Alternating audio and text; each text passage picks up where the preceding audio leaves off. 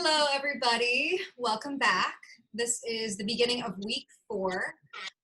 I've been doing this chatting with series. I've been lucky to talk with different people from different backgrounds, friends that I know and love. And today I'm actually talking to someone that I'm e-meeting for the first time, the lovely Christina Tanzer. And she Hello. is a multi-hyphenate, really cool person, and I hope that you enjoy getting to know her as I'm also getting to know her. And don't forget to thumbs up, meaning you liked, especially if you like this video, comment, subscribe, share, and shuffle through the playlist. There's a lot of great guests that have shown up so far. And now that that's out of the way, welcome, Tina. Thank you so much, Asta. Thank you for having me. I'm excited to be here. I'm happy that Caitlin put in a good word for me. She's very cool, too. So I'm happy. Very cool person. Check out her episode on the playlist if you haven't already, guys. And yeah, so you are just this multi-hyphenate. You've executive produced, you've worked, you've created different modes for yourself. And just like Caitlin and I, you have a love for TikTok.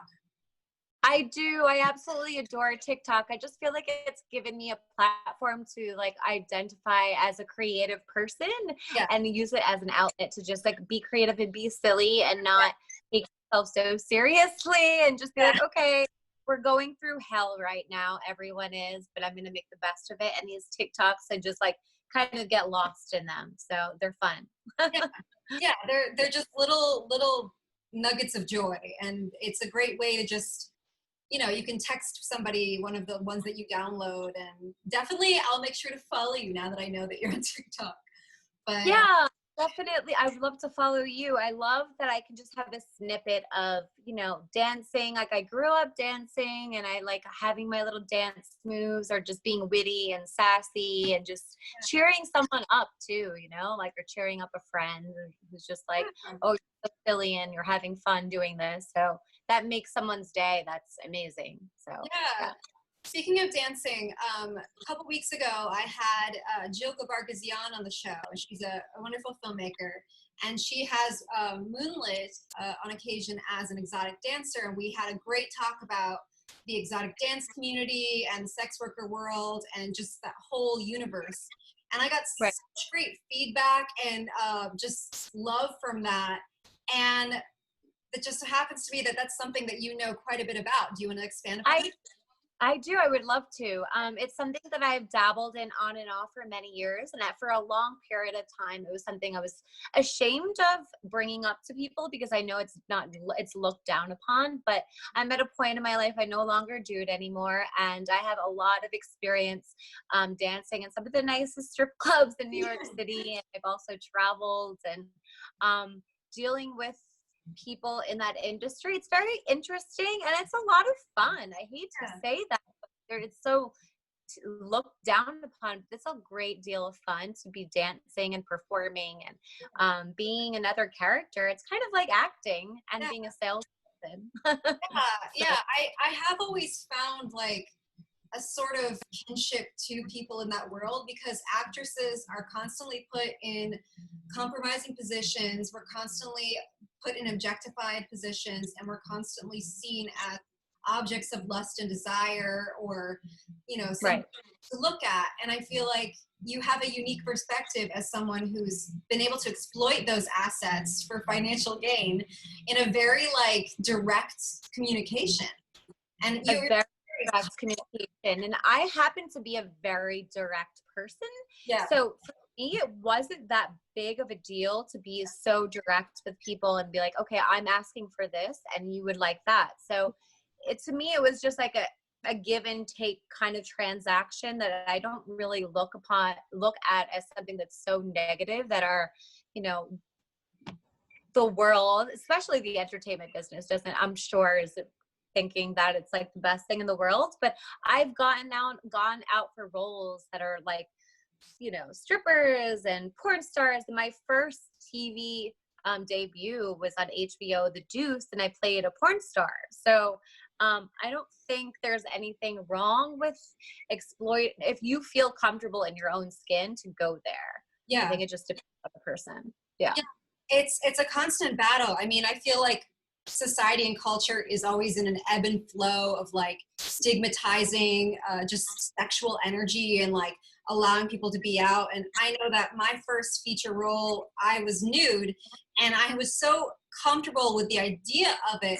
And then the way that I had like kind of the reaction afterwards from the industry, so bizarre. Like either people only wanted me to do that, or they didn't like think I could do other things because they kind of put me in this box. Right. And that's what I found to happen a little bit, that I started getting calls only for like nudity. And then I had to have a conversation with my manager that I adore and I love. Yeah. And I've been with her for a long time. And I said, look, like I need to just nip this in the butt for now and not go for any nudity, just because I don't want to be taken I want to be taken seriously as someone who can act with her clothing on too. So there's absolutely nothing wrong with it, but I didn't want to be pigeonholed into just the nude girl. So But at the same time, I think that all of that and like just setting that mindset for yourself and like kind of counterbalancing it, you have found a way to create really interesting work just from that background. Like you've done the short film Vicky's Not Here, which I am eager to check out. Do you want to talk about that project? It's your baby. Yeah, it is my baby, and it's not out for the public to see just yet, but I'm so proud of it because it's based on a true event, true story. A girl going into a shift at the strip club, and she meets this couple, and you don't know if she's actually losing her mind or if this couple is daunting her and driving her insane and maybe stalking her. So it's done really well. I wrote it out, and then I co-wrote it, and then I produced it with this other girl, and it's won 32 awards. I won an award for it at the Independent Short Awards in Los Angeles, which is awesome. Yeah, it's my baby, and it's incredible how well it's doing and how much it's leaving an impression to people because it's based for events, and it's just something that really happened, and we just took it and ran with it. So it's very exciting. I can't wait till it's just out online already. Yeah, but I'm very eager to see it, and I'm also eager, like when those kinds of project comes out, like after like a kind of world event where people like are really reassessing the different roles that people play in society, and like people are really, or at least someone like me and my guest Jill and yourself, like I really take to heart like the sex worker world, the exotic dancer world, like what you're going through right now. Like your whole career is based on like kind of seductive intimacy and like different things, and now like we have to find different ways to support those people. But I think that, it's an interesting life. But I mean, you created something great out of like your experiences, and you know it's probably reassessing, so good time. It is. Yeah, I figured, you know what, this doesn't have to be a negative experience. I can take this and hone on the fact that it can be an empowering thing that people go through. Being a stripper is not only a negative thing, it's empowering. I also taught stripping or pole dancing out of my apartment in New York City, and it was empowering to teach women how to use their bodies and in that way. So I don't think it's all negative. I know there's this negative connotation attached to it, but it's really Vicky's Not Here is my baby though, and I can't wait to share it with everyone. It's really creepy. It's really creepy because it's based on a true story how this couple like really wanted me to be their girlfriend, which was very odd. And you'll have to see it, but they want me to be their girlfriend, and they kind of maybe or maybe not drug me, so it's pretty intense. I actually did an interview a few years ago where I randomly brought this up, but I have been in a situation that kind of reminds me of that. Obviously I wasn't a stripper or anything, but I was at a tequila bar, and this woman approached me in the bathroom, and she said that her husband and her were directors and that they wanted me to join them for a season. I'm so sorry, my dog is barking. Oh, that's really annoying. I'm sorry. Wow. Okay. Your dog is like upset about what I just said. Like that's pretty messed up, obviously. No, but it was like this really interesting situation where something about me they wanted to bring in. No, that's wild that happened to you. So Yeah. you're saying they approached you and you were just out at a regular bar and Yeah. they were, Yeah. wow. And And how did you take it? What did you do with that information? I blushed really hard, and then I just left, and I found my friends who I was there with, and I like was honestly really drunk. So they took me home. I remember walking barefoot down the city. I mean, it was a weird night, but that was like the one thing that I really remember going like the way they approached me was kind of specific. But Yeah, no, not to scary. shame any like open sexual ideas, but like in that case they were kind of like it kind of felt predatory. Seeking you out, yeah. It Yeah, sounds so that cool. was Seeking you out and like you're gonna like make you their prey and just like yeah. hone in on that. Creepy. Yeah, that was my experience too. It was like I'm gonna own you for the night, which because it's a transaction because I'm at work. But then after that, it became like very creepy, and it's like, well, at least I can take this and run with this as an idea that people can find interesting or scary, and so now I have a great thriller to be Yeah. proud of. And you've also worked, I saw you worked on a short called Vicky and Jonny, about kind of like a woman just learning to break free of like the negative behaviors that she's kind of put inside of herself. Do you want to talk about that? I know that was at the Cannes Short Film Corner a few years ago. Yeah, that was also my baby. It was my first short film that I ever, produced. Yeah. I executive produced that film, and I was at a point in my life I wasn't getting much acting auditions or anything. I was freshly out of acting school, and I sat down with my friend, and he was like, I'll act with you in a short film. And then he like introduced someone else who's like, all right, let's write something. And I was kind of his muse, I would say, for writing the film. And it was about this woman who, has had these terrible situations in her life and comes from like a very negative, dark past, has a very negative, dark past with her family and friends, and she decides to walk away from that and make better decisions for herself. So I didn't think it was going to do that well, and I was like, oh, it's going to France, okay. Yeah. So that was pretty awesome, and I got the chance to go there and experience Cannes, which was pretty freaking cool. So I went to Cannes in 2013, I believe. It's nice. It's a very interesting festival, and I think it's sad, obviously, that it can't happen this year. I know that some people have already been finding ways to like. I actually was going to go this year, but I had obviously like things fall apart. But not just to shop a couple features that I'm developing, but it's an interesting festival because from the outside of it, you think that it's this very unapproachable place. When you're Right. there, like you are rubbing elbows with so many types of people and so many, like it's insane. You're just giving away business cards and you never know where it's going to lead. I mean, and I still have friendships that, Yeah.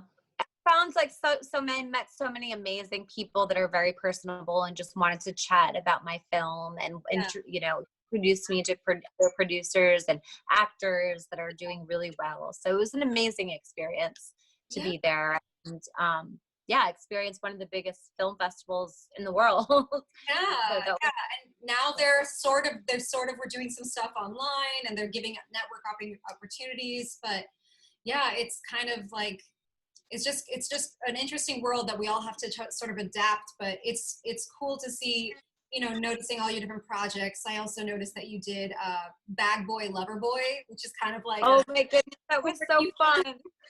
Yeah. How was that? That was a crazy movie. That was a crazy movie. So this man plays this photographer, and I was just one of the actor models in the beginning of the movie. It's a horror film. And he's going to murder me, but he wants me to put a bag over my head for the scene for like the photo shoot. And I was like, cool with it. Like, okay. And that's the beginning sequence of the film. So I do the photo shoot with a bag over my head, and I kind of freak him out. Like I'm the model from hell, I guess, that drives him over, a little crazy. And after I drove him crazy, he goes on a killing spree and kills a bunch of models, and Yeah. his like MO is like, you have to put a bag over your head before he murders you. So yeah, that was so much fun. It was like a 1-day shoot, and I had a blast shooting that, though. It was a lot of fun, and it did fairly well too. Yeah. Yeah, actually, there was a festival called Fright Night Theater Festival. It's now called the Hexploitation Film Festival. It's in Canada, and the lead from that film won Best Actor and at the festival, and I won Best Actress. So that's how I knew about. Yeah, for another movie called Return to Newcomb High Volume 1. But I just remember that film being just this crazy, like, just like, I mean, and you know, and whoever is watching, I just want to point out that, like, this, Tina, I'm just meeting you right now, right? Yeah. I think it's incredibly important for any filmmaker that is beginning to create art or wants to co-collaborate with their actresses to consider people like you, because I feel like you are incredibly adaptable. You're willing to do what needs to be done for a project, and that makes it so much easier, because I've worked on projects where actors, they back out or they get shy at the last minute for things that you wouldn't even expect you'd get shy about. But like, it's not that I want to say that you're shameless in a negative way, but it's a good thing to know who you are physically and professionally. So hire Absolutely. Tina if Thank you can. you. Aw, thank you. Yeah, no, I definitely am not shy. Maybe it was from, yeah, I've never, obviously, to be an exotic dancer, you can't be shy. Yeah. But no, as an actor, I don't think you should be shy either. And I don't think, going into the room and introducing yourself and just knowing that that's something that's empowered me, doing like nude scenes. It's like, I know who I am and I'm confident in my skin. And so whatever director throws at me, I can make that adjustment. Yeah. You allow being able to take that adjustment. Yeah. Yeah. It's so important. Yeah. It's so important to be able to be fluid. Yeah. Yes.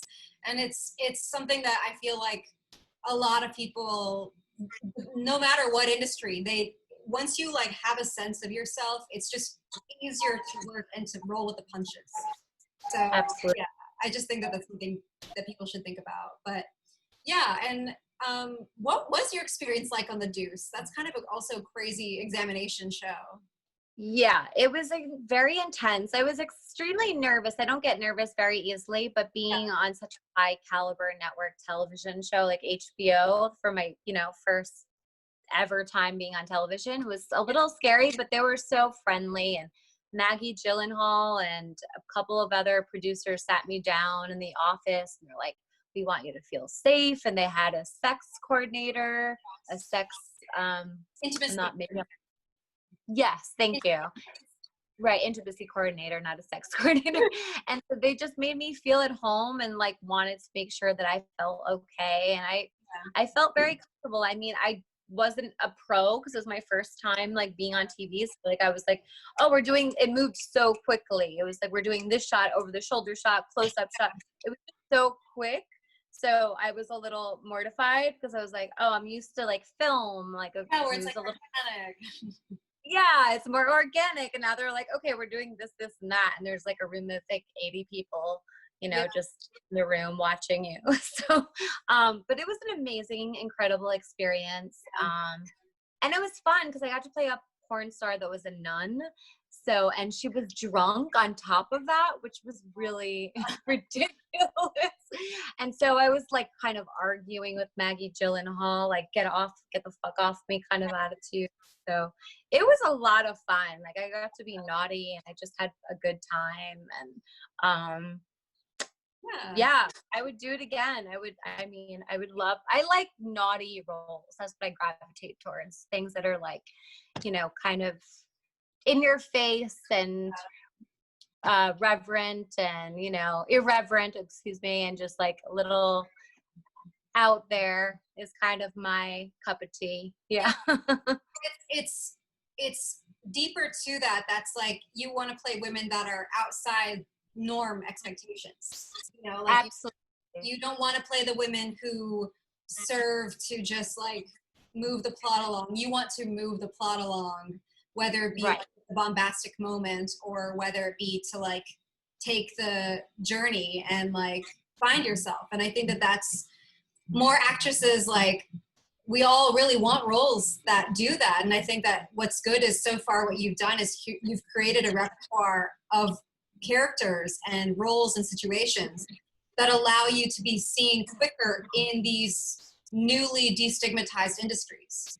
So, you know, like Hustlers did so well, but like Isn't it amazing? Yeah, I love that movie. I love that movie because I actually, no, I have nothing to hide anymore. Yeah. I danced at Scores in New York City, and that I believe that did happen there as well. So it was just like I saw things that happened. So it was just like very interesting to watch it come to life on film. And yeah, no, it was incredible to watch it happen on film because I saw it firsthand a little bit. So it was interesting to watch. And to have like a female director on board and producers, like I thought it was just so interesting because in the films we've seen in the past that have dealt with that world, it's usually just like a backdrop to men doing business.